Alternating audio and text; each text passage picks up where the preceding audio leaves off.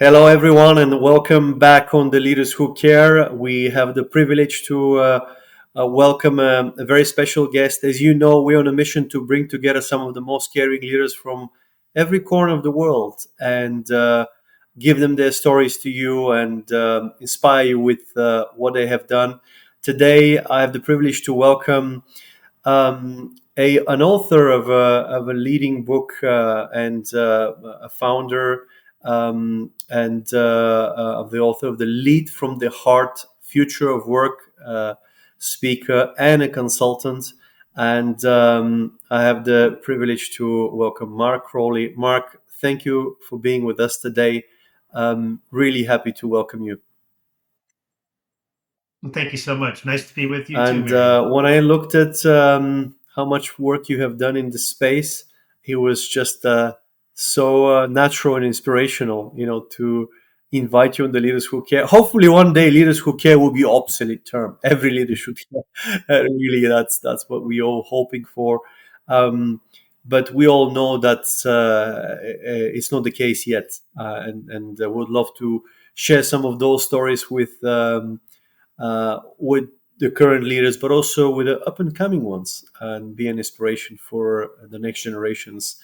And I'm really inspired and intrigued by your work and dedication of the lead from the heart and future of work. We have so many topics in common. But first of all, tell us a little bit about yourself. Have you always led from the heart? Yes. Um, yes.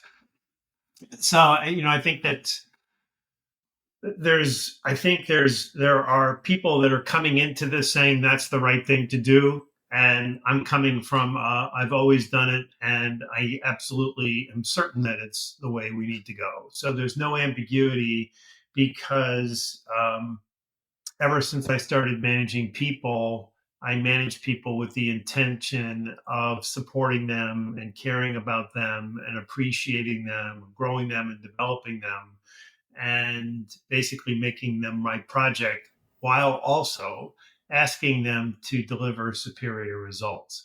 So it's not all care. It from my point of view, Marion, what I used to tell people was, I'm going to do so much for you to help elevate you, to help you feel more confident, to help you grow in your career, to make you feel like you're part of something special, to know that you feel safe working with me, that you know where you stand, that you know that your work is appreciated.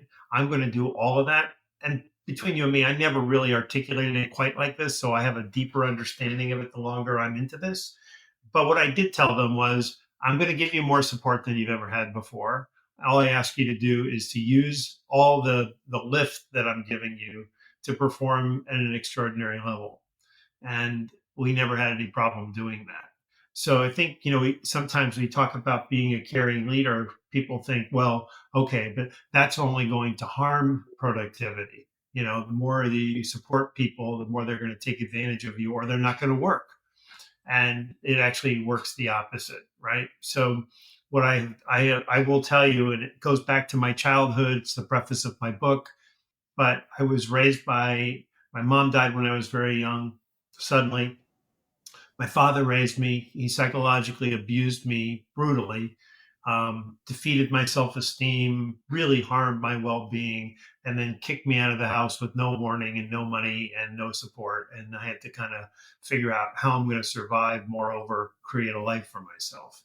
And so when I got into managing people, I knew that I was deficient in a lot of things that I think people who were high performing at or 23, 24 years old had, that I could tell that I didn't get, obviously, right? No stability for starters. So I just made a decision to give it to people almost as an experiment to see if, hey, if I give them everything I always wanted and never got, what would happen? Would they be infinitely more successful? And I proved it over and over and over. It didn't matter, man, woman, old, young, educated, not educated, hand jobs or mind jobs, didn't matter. Every job family I ever managed, people soared and scaled mountains for me because of how I made them feel. That's awesome. And it was it difficult for you to achieve that? Was it not exhausting? I guess when you give so much to others, or was it coming naturally to you and it wasn't really? Well, I mean, I think it very much came naturally to me, right? But it's an interesting question. I remember coming home on a Friday night, having dinner, and sitting down with my family, maybe to watch a movie or something, and just passing out regularly. Like, so my work life was exhausting. So by the end of the week, I was tired from all the giving that I Mm, was doing. On the other hand, we got extraordinary results. So I was rewarded in a lot of different ways. One was from a career standpoint, where I just kept getting promotions and getting opportunities to do things because of how effective my teams had performed. But there's also a deep satisfaction for some people, particularly me, meaning I got a great joy out of seeing people thrive. yes, So it wasn't give, give, give, and you got nothing back. When I saw people thriving and growing and achieving their goals and feeling like I had a role in that, that's a deep satisfaction that is better than pretty much anything you can get from a career. Like that's what gave me purpose and meaning. So it can be exhausting, but it's also yes, extraordinarily rewarding. So I was willing to make the trade off. absolutely. The reason I ask you because sometimes I know very well what you're talking about, and they could easily give so much. In the end of the day, you don't have a lot of power left for your family, and of course Mhm. that's sometimes you give so much to others, but then your family may your closest may actually um, also pay the consequences of that as well. I mean, it's not always the case because you thrive at work, which technically speaking, you should have the time and there will be those great moments. But it's really how do you balance that with the family? How do you make it up to them for passing out? Let's say, Well, you know, that you do have another yes, couple days during the weekend, and I coached my son's teams and went to all of his games and yeah, was very involved with him at nighttime on his schoolwork and okay, so forth. And so it's a choice. You know, I was just talking to a CEO, famous CEO, and you know, his whole career he's worked 100-hour weeks. And when you work 100-hour weeks, you pretty much marginalize anybody else from your can't really be a good husband or a good spouse or a good partner or a good parent. There's just not enough time in the day if you're working 100-hour weeks. So I worked hard and I worked long, but I necessarily gave myself permission to not be focused so much on work on the weekends when my wife wasn't working, my son wasn't in school, so we could have time together. So I made that investment. But if you don't do it, no yes, company's going to do it for you. Like you could work really hard, but you know, no one, no boss, very few people I ever worked for said, "You're working too hard. I'd really like you to slow down and spend more time with your family." It never happened. So you have to do it on your own. You have to create those disciplines. And the person that was working the 100-hour weeks, he knows exactly what he's doing. Like that's his joy. That work is more important to him than just about anything else in his life. And he's got a lot to show for it. But without, I mean, I don't know where you would find time to spend time with your spouse or with your children if you're working 100-hour absolutely. weeks, It's right? just unless they, It's 13-hour days, you know, 13 that's hours. every day of the week. Wow. Yeah. I mean, right? It's completely Well, crazy. if you think about, yeah, that's unless they're part of the business, your family, unless they're incorporated and you spend time. It's like Yeah, maybe yeah, if your family yeah. business would have been a different story. But as leadership styles, they seems to shift more and more, and I see care and heart really it play a key role in leadership. Really lead from your heart and. Um, you mentioned obviously yourself that you managed to balance this out with giving this time to the family. And do you think can too much care or giving too much to other people. Um, where's the boundary? Could it be too? Could it be bad thing if you start giving more than is necessarily? So it's an interesting question. And I think it starts with, so there's two forms of intelligence that we have, right? One is up here and one of them's there. And in leadership, we've universally said, we don't care about this. We want people with the most important, we want people with the strongest brains. We want the brainiest people to go into leadership roles.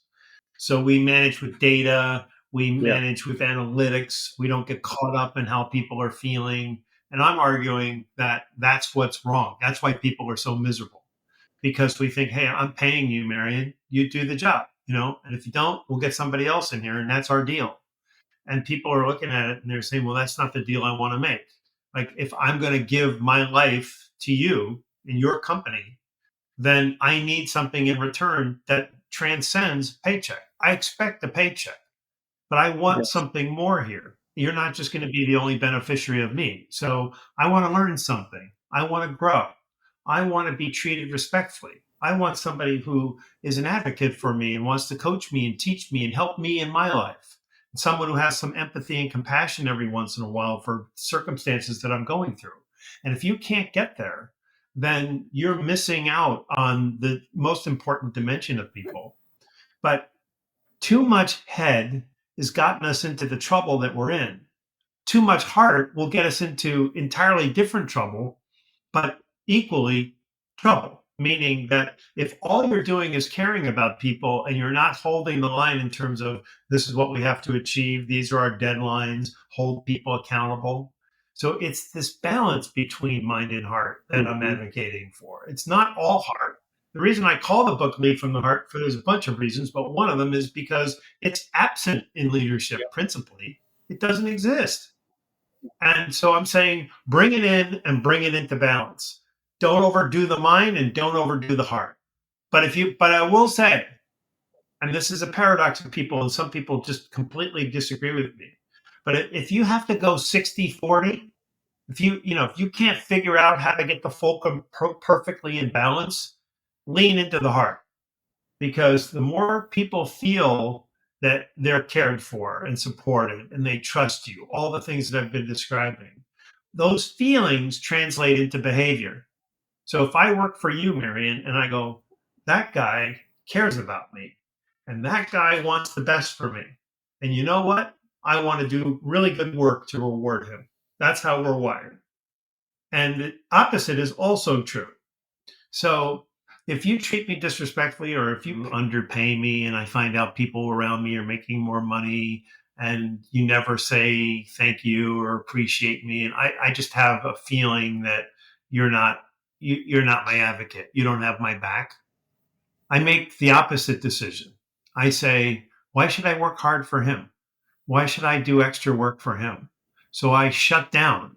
So there's this instinctive impulse for reciprocity.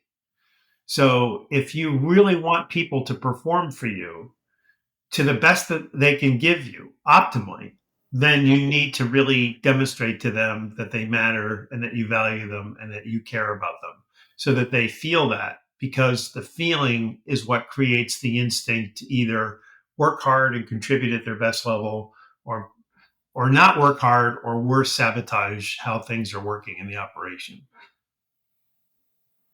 And often when we talk about lead from the heart, leaders are thinking more as a trivial. There's not like evidence based. It's like more of a it's a term, but how much really evidence there is to the power of leading from the heart and the impact.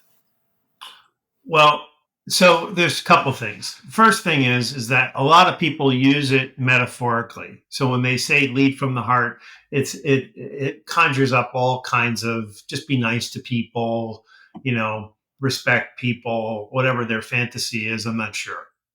Um, And so in my book, like half of my book is dedicated to these are the practices. This is how you behave. These are the things that will create the responses that you're looking for. But the other half of the book is the proof that it works. So a lot of people use the expression lead from the heart or heart led leadership metaphorically. Like most people, that's what they think it is. It's a metaphor. And to date, I'm the only one in the world, as far as I know, that is saying scientifically the heart and the mind are in communication with each other, and the heart does more than pump our blood. It's informing our choices and behaviors all day long. Sends more signals to the mind than they send right through the vagus nerve. The heart and the mind are in constant communication 24/7, with the heart sending more impulses, more information to the brain than the other way around. So the heart is picking up what's going on in the body. What am I feeling? Am I feeling safe? Am I feeling supported? Do I feel the love, if you will? And it's sending the signal to the mind like everything's great. And there's something called coherence. So that when this communication that's going on between the heart and the mind is ideal, it's called coherence. And when we're in the state of coherence, we perform optimally. And the way that that happens is that people have a steady dose of positive emotions. So we know that, Descartes famously said hundreds of years ago, I think, therefore I am. And we've always believed it. We've always believed we're rational people. We make all of our decisions with our minds, but we don't. The truth is, we make most of our decisions emotionally. And then we look for data and information to rationalize the decision that our emotions made for us, how we're feeling. So if you add in the emotional aspect of this idea that feelings and emotions drive all of human behavior, and you add in the whole idea that the heart is actually more than a pump, that it has its own brain, if you will, that is making decisions with the mind in terms of how we operate in the world, then it's kind of irrefutable. And so, I mean, I was heavily advised, Marion, do not use the expression lead from the heart. When I wrote the book originally 12 years ago, a woman told me I would effing fail. I paid her $10,000 to help me, and that was her advice. Don't do it, because the world hates this. And the reason I did it is because I actually have the science behind me that validates that this is the way to lead.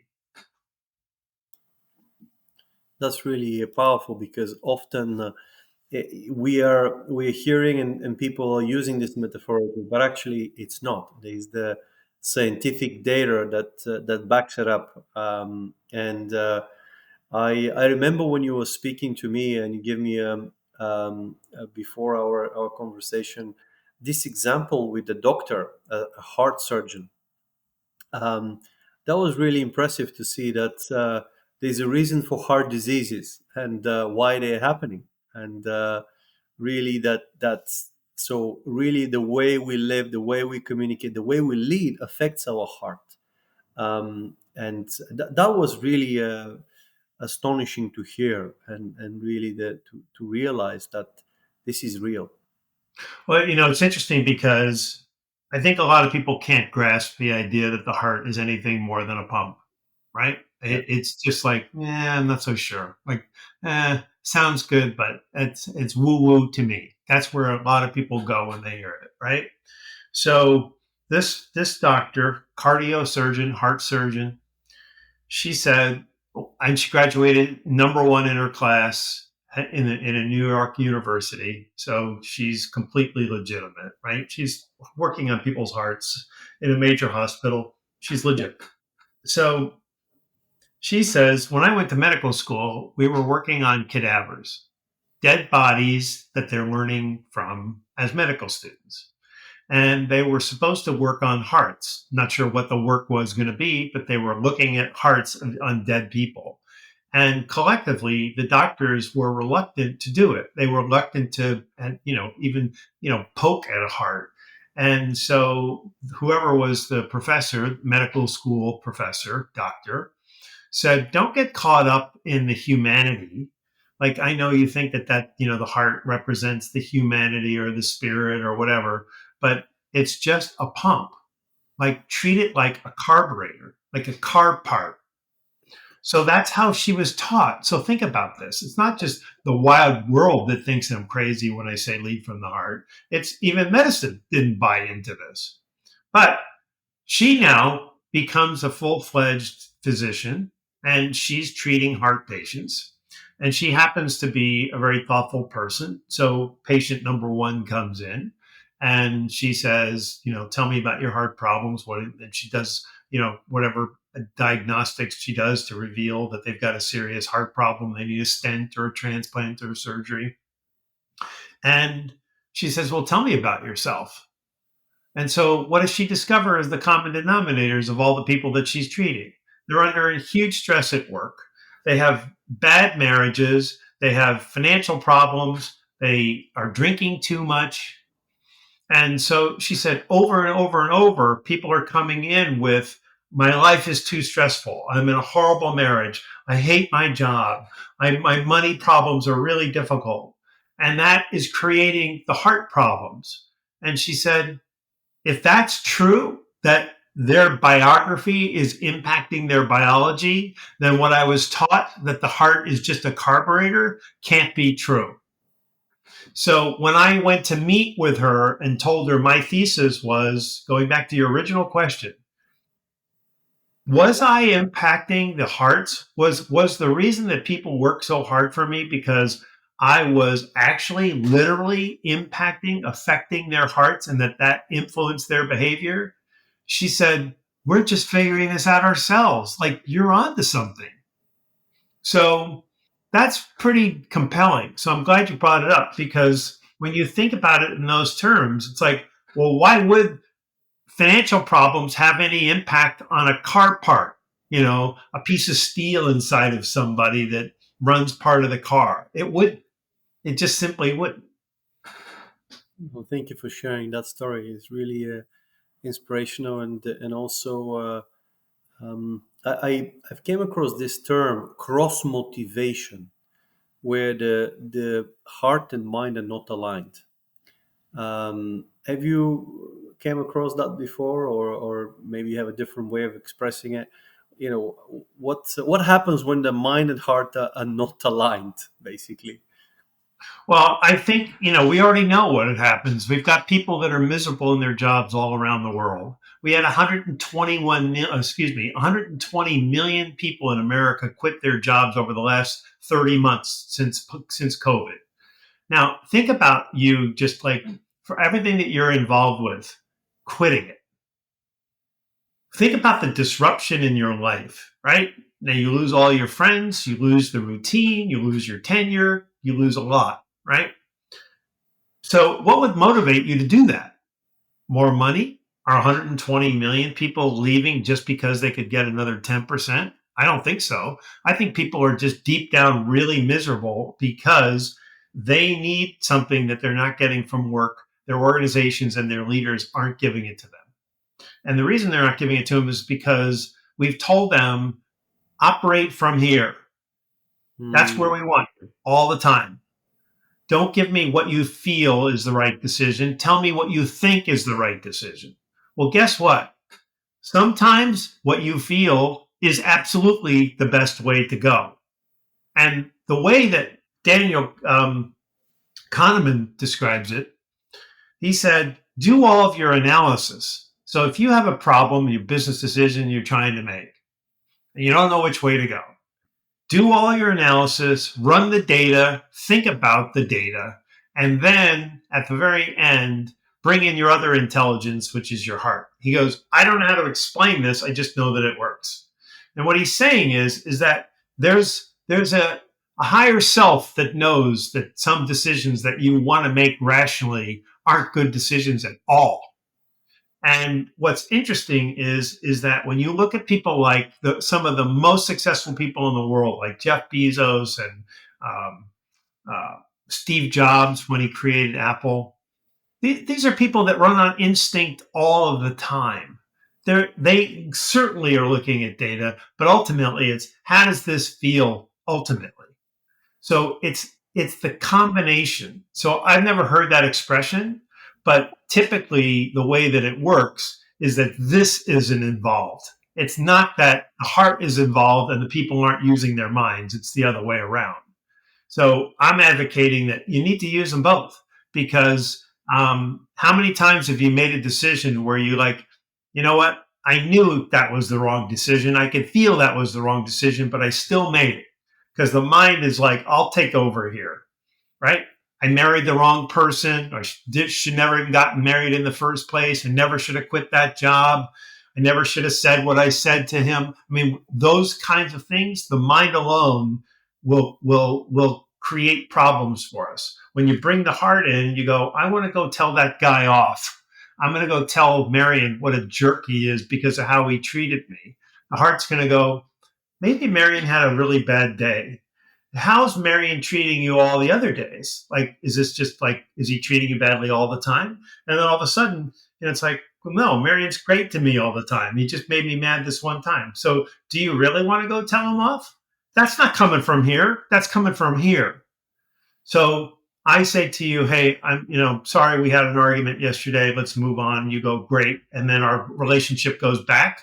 The mind is going to go, you know what, Marion, you're a jerk for treating me that way. Now I've just made you feel bad, and now our relationship is worse than what it was. The heart will save you from that. I hope that's a good illustration. Absolutely, and thank you for sharing that. It's really, which is not, really makes me think of what, looking at really how we feel and what we what the heart says, and deep down we all know that we had this moment. I should have said that. I should have done this, and the heart makes you even reflect on situations that you may have not done the right, or made the right step, or said the right word, and the heart makes you feel like, oh, that wasn't good. I need to apologize, or need to do something. I'm sure this is coming from the heart. And I I also observe people, since we're deeply passionate about what attracts people to leaders, and especially the exceptional talent that cares for others. And what would you say in today, in your experience as a leader? Um, what helped you to attract exceptionally gifted talent as a leader? What are the traits that they're looking for in leadership? Um, I think it was the whole package, right? So I don't think leaders realize a lot of times how they build reputations, right? Mm, What's it? Hey, you work for Mark Crowley. What's it like to work for Mark Crowley? He's the worst. Like, you do not want to work for that guy. He's a jerk, treats you badly, micromanages you, never says thank you. You don't want to work for him. So now I'm trying to hire somebody who's coming to me. The people that I aren't necessarily wanting in terms of talent, motivation, skill set. If that conversation goes differently, what's it like working for Mark Crowley? Oh, you need to come work for him. Everybody has a plan of development. Even if you don't want to grow out of the position that you're in, everyone has a development plan. He pays attention to it, and he meets with you quarterly to see how you're doing on it. And he'll give you special assignments to help you grow. And he teaches us all things in our meetings. We read books together so that we can talk about them, so that we're all growing together. And people, if they want to get promoted. So Mark has promoted more people than anybody else in his similar role. So if your goal is to become more, you got to come work for him. So now guess what happens? Hi, Mark. If you ever have an opening, I would love to come work for you. Really? Oh, that's fantastic. Why? Well, because I'd really like to grow, and I understand that you really develop people, and you have a great reputation. So now I have that person standing by. So now mm, I have an opening. I just pick up the phone and I go, hey, guess what? You're hired. I mean, it's not as simple as that, but you get the idea. So I was a talent magnet. I had all stars working for me over and over and over. And part of it was that you attract, like attracts like, right? So um, we say opposites attract, but in reality, it's people want to be a part of something, and they want to work for somebody that's aligned to their values, right? So if they look at me and they say, he cares about his people, he's supports his people, he teaches his people, he promotes his people, he can be trusted. People go, I really want to work for that guy. So then it just becomes this ever growing cycle of this guy's reputation is so great. So if you have a choice between working for manager over there or Mark, you're going to work for Mark. And so then, basically I get to be able to pick, because not everybody that wanted to come to work for me was somebody that I thought was going to be a fit. So I didn't take everybody that wanted to come, but I ended up taking people who wanted to do great work while also mirroring the leadership model that I was. In other words, what I wanted in my organization was, if you're going to work for me as a manager, you're going to have to manage people the same way that I do, in your own style, but care about people, grow people, develop people, promote people. So the whole universe that I was responsible for is working under the assumption that the guy at the top cares about us all and wants the best for us. And when you have an idea that perpetuates your operation like that, you're going to do some pretty extraordinary work. And that's what happened to me. That's really really awesome. And I'm just thinking while you're speaking, the leaders who have changed. Do you believe evolving and changing really? For if some leader was really old school or very stubborn or didn't lead from the heart, have you seen cases where it actually changed and they lead from the heart? Is that Yeah, but I think you first of all, you can't fake this, right? And yeah, so it's not give to take. That's not my message. yeah, yeah, It's give to give and let the universe reward you for that. Um, but I think that it's really a function of believing that you need to change, yeah? They right? realize. I mean, for example, I've seen leaders that they've seen the power of leading with care and taking care of others, and they want to become such leaders. Sometimes they don't have the strength or they need to make conscious effort to become more caring because it did not came to them naturally. But That's fine. That's but fine. they want to do it.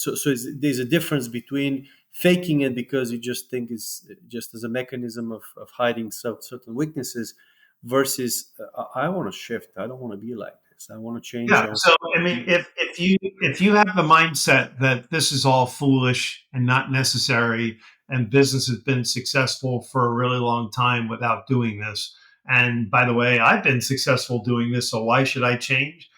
There's nothing I can do to help you. Like, right? It's the teacher appears when the student is ready. That's an expression that kind Yes. of pins this down, right?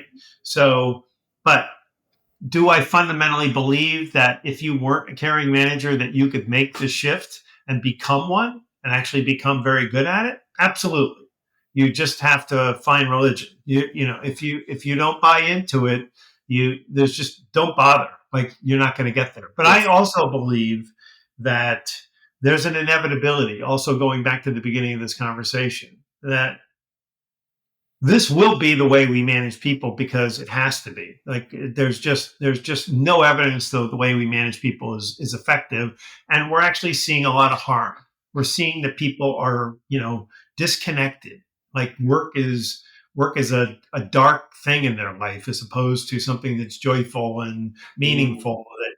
And so if we don't make the shift, the people that go, this is nonsense and we don't need to do this, and they don't make the behavioral change, what I think is going to happen, Marion, is that, this sounds crazy too to some people, but employees are going to have a bigger role in saying who gets hired for managers. Like, they're going to be involved. It's always been that management makes the decision. We need a manager over in box A, and so managers get together and senior people pick the next guy. And what I think is going to happen is that it's not going to be just them. It's going to be people from the team that are going to be involved in that decision. And that then goes back to, well, um, I heard Mark Crowley's a real jerk to work for. And I hear that he doesn't develop his people, and I hear that he doesn't care about his people. And so, from an employee standpoint, we're not giving a recommendation to hire Mark. I think that's going to happen. And I think it's going to happen quickly because companies are in a point now where they're looking at how do I keep people from quitting? And the way you keep people from quitting is to make sure that the people that they're working for care about them, treat them well, support them so that people don't have a reason for leaving. And Yes, so far, if they just pick the wrong people, so, involve employees in the hiring decision. I love that. I think I absolutely believe in this, and this is like or like elections, right? It's if you think about it, in political world, we do have elections. So yeah, hopefully we have enough good candidates. That's the other thing. It's also another important caveat to mention. But I absolutely believe that is a great way to involve your people, because they're the ones who, if you I always believe that the fundamental role of the leader is to take care of the people in the organization and cover their blind spots, and they'll take care of everything else in the business if you take care of them. It's if I just felt that's fundamental, and truly believe in this. And the ones who really care and make a difference, um, they're the ones who will get elected if there was such an option.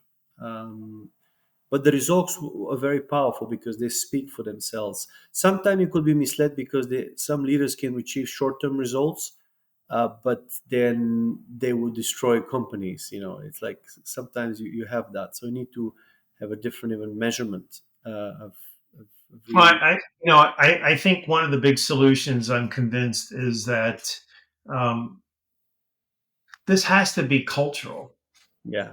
right? So I want to, let's just say, you as a manager, you're saying, I heard about your book and tell me about what you're doing because I want to become a more effective manager. I'm interested in that. I want to help you become a better leader, and I will do that. But what I really want is for whomever is in charge of your entire organization to not just understand it, but to say, this is what we're going to be rewarding around here. This is who we are. These are our values. This is how we're going to manage people going forward. So that not only are you going to be interested, but everybody around you.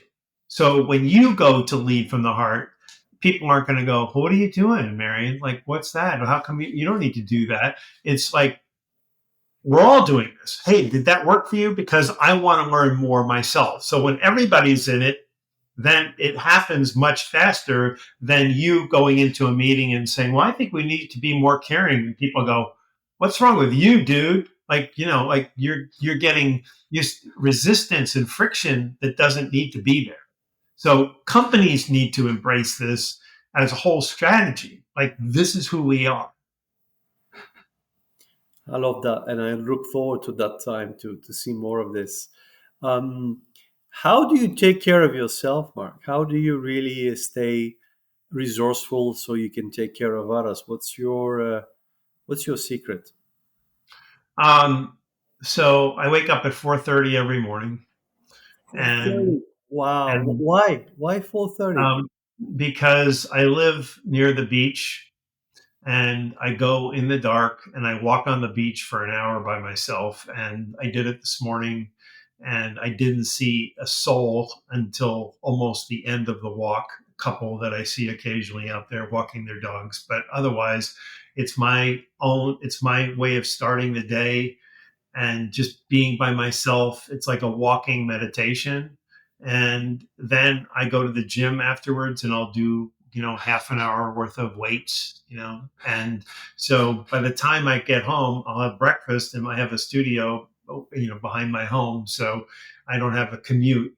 And so when I'm here, I can be back in the office by 7:30, 8 o'clock at the latest every day working. But I've already devoted, 2 hours to me.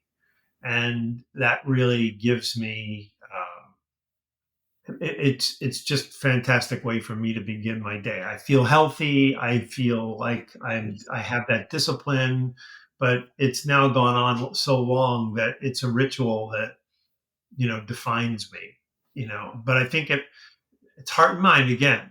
Meditation is when you're walking, you get out of your head. You're not thinking about what do I have to do, and you do sometimes, but after a while, you're looking at the ocean and you're looking at the stars and you're hearing the waves, and you're not going, oh man, I got to get this done and this done, and all of a sudden your mind is creative. So that's a very big part of how I keep myself sane and balanced. I love that. What time do you go to bed? About 9:30. Yeah, I thought so because you gotta get some sleep as well, right? If you I mean, go, I generally work. I have dinner with my wife, and then most nights I'll go back and work till 8:30, something like that, just to keep up and keep everything going. But I do get my sleep too. That's really important. So, like this morning, I'm going on a big trip this week, actually going to Prague, and so I've got a lot of preparation. And yesterday was Monday. It was a very stressful day. And so I went to bed last night around 9:30 and woke up at 4:30. And I felt my wife was even awake. And she goes, "Did you sleep?" And I said, "I did. And I feel great." So sleep is an essential part of this, being able to recover. yes.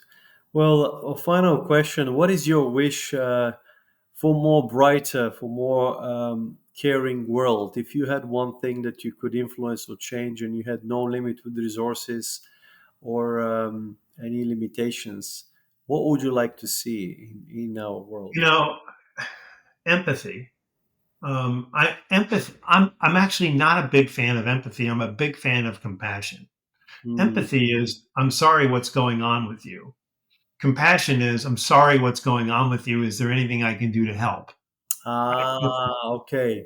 So Okay. you connect. And it doesn't mean I have to solve your problem. It just means, is there something that I can do to support you? If you say to me, my wife's in the hospital and she's very sick, it doesn't mean compassion doesn't mean that I go to the hospital and sit next to your wife in the hospital all day long to show compassion. It's to say, hey, Marion, would it help if if you need to go see her during the day, you want to take a longer lunch break to go see her, please do that. Is that going to harm me? No. Is that the right thing to do to support you? Yes. A lot of managers ignore that, right? But I also think that every action has an equal and opposite reaction. And so, where empathy becomes important is to say, why is somebody behaving in the way they're behaving?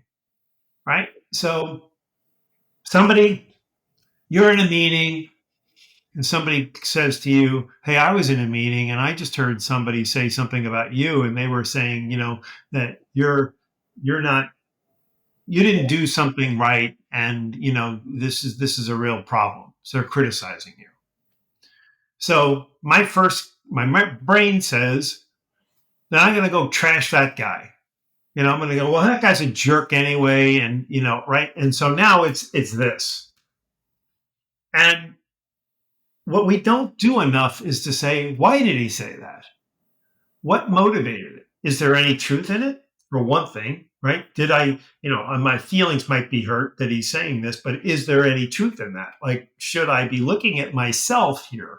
This is a big part of growing as a leader, which is to say, that guy called me a jerk, so he's a jerk. How about we say, that guy called me a jerk? Is he a jerk? Did I do something that made him do that? Did I have a role in that? Also, is he normally saying bad things about me? Is he the kind of person that's always sniping at other people? Because if that's the case, then I don't take it seriously because that's just his nature. Or is there something going on in his life that he just had a bad day or a bad week where he's just Yeah. so? Is there a way for me to solve this? And I just think if we came at it that way, I mean, this is societal. This is not just in business. Mm. But there have been times where I've taken the higher road. I wrote about this in the conclusion of my book. I came on board. I was hired by an organization. They bought our bank, and they had 9 people going for one position, and I got it. So I'm the only person that's new, and they give me a blended team, which meant that none of the people that had worked for me were on my team, and all of the people had worked for other people. So there were like, of the 30 people that were reporting to me, they had 5 or 6 different managers. So there was no continuity, no cultural continuity at all. And they all had a view of how things should be done, but they didn't know anything about me. So I come in, and now it's like, well, I'm not working for my guy and you're not working for your guy. And I bet this guy's going to be a jerk to work for. Like, this one woman started a war. She literally told everybody, I hear he's a micromanager. I hear he's going to come in and tell us what to do. And he's going to ask for reports. And we're going to have to be on conference calls all the time, giving them results. And people are like, I don't want to work for anybody like that. And so everybody got all excited. And then she wrote a letter and said, Mark, this is like, I was on the job for like a week, and she's writing the president of the bank saying, you made a mistake because he's going to be a micromanager and he's going to be a horrible manager. And I'm like, so I didn't hear anything about this for quite some time. And so my boss finally told me, he says, do you know that this woman wrote this letter saying that you should be fired? And I was like, you got to be kidding me. Like, that's my career. This is my career you're talking about. You tried to ruin my career based on nothing, based on some fabrication or fantasy or fear that you had. You didn't even give me a shot. So I fired her. I went in her office and I fired her for treating me like that. No, I didn't. I didn't do that at all. I said, okay, what's creating this inside of her? And what I think was creating inside of her was that she had worked for somebody who had come from the same organization as I did, that treated her really badly. And she never wanted to work for anybody like that again. So I knew myself, and I knew I wasn't a manager like that. So I figured, I'm just going to be me, and I'm going to do things that will demonstrate to her that I'm not that person. So I took the long view of this. And so in meetings, when, I knew she was still out there telling bad things about me, but in meetings, if she did something well, like if her branch, she was running a business, and if her business was doing well, I'd call it out. Shirley's doing a great job over here. And she's like, wait a minute, the guy that I think needs to be fired is complimenting me. Then I'm complimenting other people in the team. And she's like, wait a minute, like, he's respecting us, like he's loving us and caring about us. So over time, I won her over. The punchline of the story is that she died. She got cancer, went away, came back, and then passed away. And the day after she died, her daughter called me and she said, our family has a favor to ask you. And I said, what's that? And she said, would you speak at her funeral? Now, Wow. speaking at the woman that was trying to ruin my life, speaking at her funeral. And I said, wow, like, that's unbelievable. And she said, surely my mom asked for you to speak at your funeral. And I think she realized how badly she had treated me and how wrong she was, and how I gave her the benefit of a doubt as opposed to going in and firing her, which I was kidding you that I did. So I went to the church, and in the sacristy, or in the back of the church, I was sitting in a chair waiting to go into the church to stand up on the altar because I was going to be speaking. And the minister, we were walking into the church, and he stops and he looks at me like this. I'm standing behind him, and he says, you better be good. And I go, better be good, like at a funeral, like you're just like, right? Like, there's a score here. Like, how does everybody think Mark did? But I said, what do you mean? And he said, she didn't even want me speaking. She just wants you. Wow. So the priest, the minister, he didn't get to speak in his own church. I was the only one. Wow. What a story. Well, thank you for sharing that, Mark. That's really remarkable. And I understand what you mean about compassion. It's not just empathy, but being able to help others, and which also shows another message here from the story is not to give people a chance and not to judge them. Um, we're not here to judge others, but that's very easy for people to do.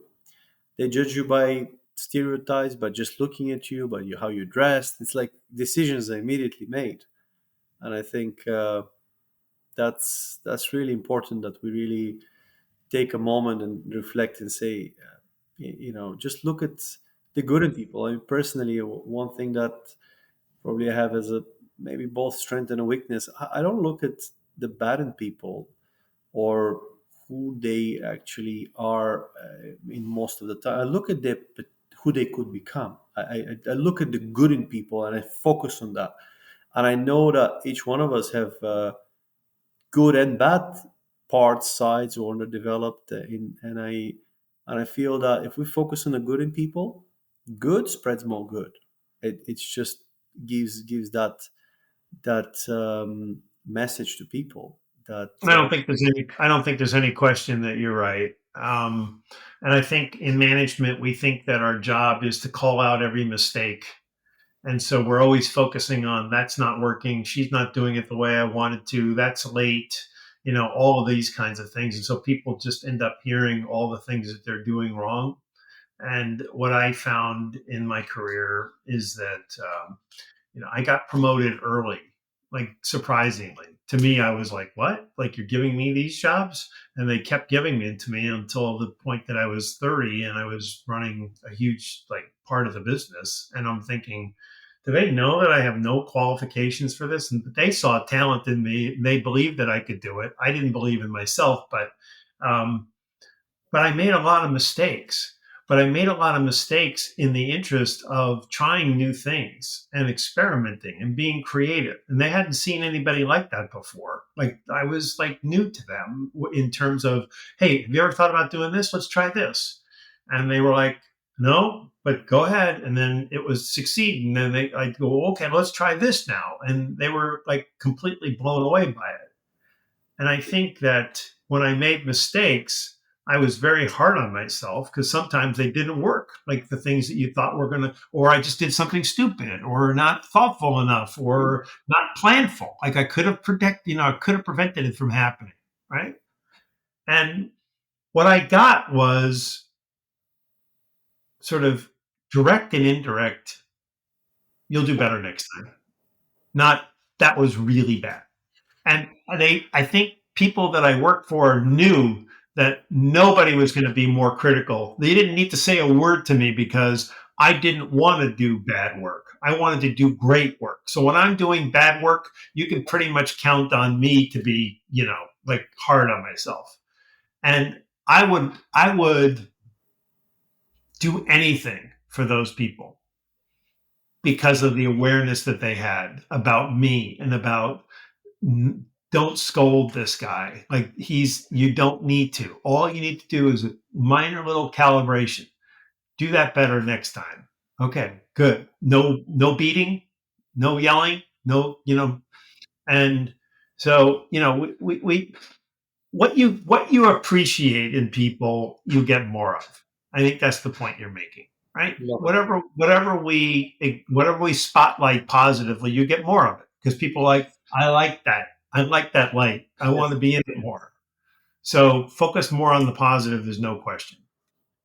I love that. Well, it just sparks a lot of questions, and our audience is often of great leaders from around the world, and not only leaders who are in transition, transformational leaders, future leaders, etc. If anyone wants to get in touch with you, for how could they reach out to you, and what for what purpose? What could you help them with? Just to understand of your because you've got Well, so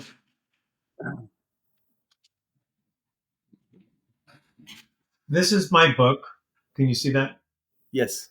Okay. And so this pretty much lays out my whole thesis. So if people are interested in why we should lead from the heart and how to do it specifically. I wrote this book originally 12 years ago, and I wrote a second edition that has 30% more information. And the new information is data, which confirms that this has to be the future of workplace leadership.